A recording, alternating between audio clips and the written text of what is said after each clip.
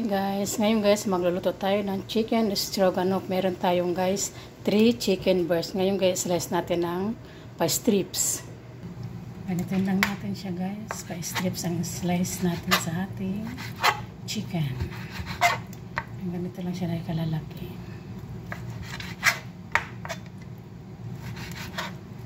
So now, guys, mag-slice tayo ng large onion. Meron tayong 3 cloves of garlic.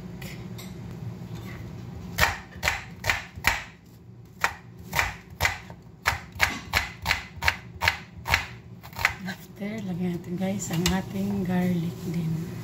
So ayun guys, sanitin natin yung ating pan. Isa natin pagsuti ang ating chicken. Lagyan natin siya ng cooking oil. So lagyan natin guys yung ating chicken. Hanggang sa mag-golden brown lang siya guys.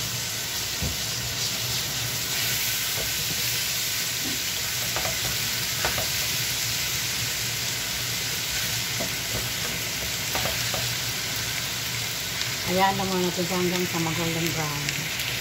So ngayon guys, nag-i-start na sa pag-brown. I-mix natin siya sa kabilang natin.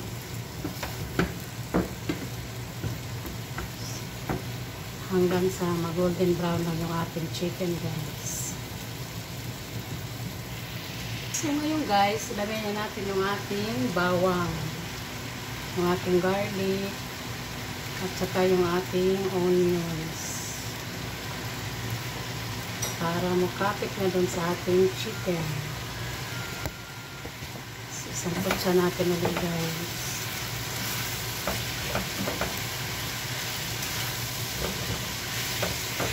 Ngayon guys, lagay natin yung ating 1 can of mushroom. Pwede rin tayong gumamit ng fresh mushroom guys.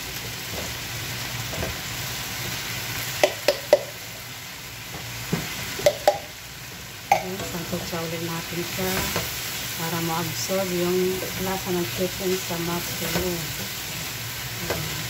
Hayaan lang muna din natin guys maluto yung mushroom. Saka natin ilagay yung ibang ingredients. So ngayon guys, lagyan natin siya ng mustard. Yung mga 1 tablespoon lang guys. Yan. Lagyan natin yung chicken cubes, black pepper.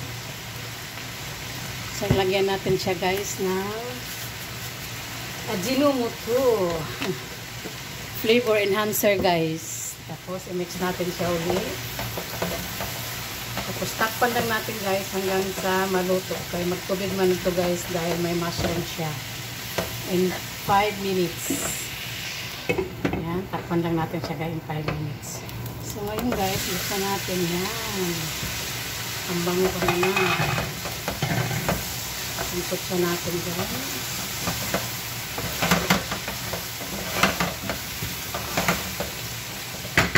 Talagyan natin ng 1/2 cup of cooking cream. And 1/2 cup of boiling water. Ayan, 1/2 cup of boiling water. So, mix natin ulit.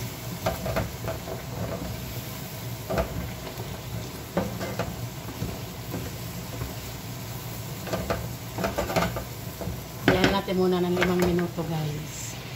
Tikman na natin ang lasa ng ating chicken stroganoff. Tama lang siya guys sa mustard at saka sa salt. So ito na guys, done na yung ating chicken stroganoff. Ready to serve.